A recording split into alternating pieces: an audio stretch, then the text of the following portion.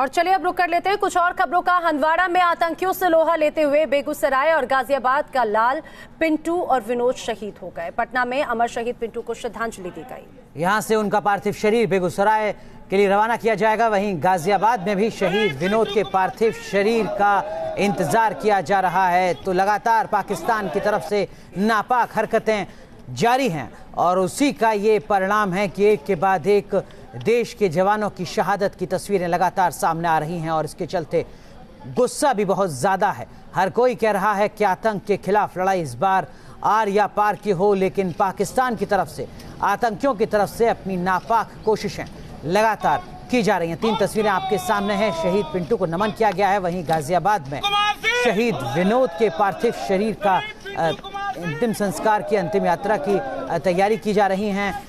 RLD के अध्यक्ष अजीत सिंह पहुंचे हैं शहीद विनोद के परिवार में नमन के लिए। तो सीधा रुख करते हैं श्रीनगर का। हमारे सहयोगी इद्रीस हमारे साथ जुड़ चुके हैं। हंदवाड़ा में जिस तरीके का एनकाउंटर चला, 60 घंटे से ज्यादा तक ये एनकाउंटर चला है। इद्रीस, क्या कुछ और जानकारी मिल पा रही है, क्या कुछ अपडेट?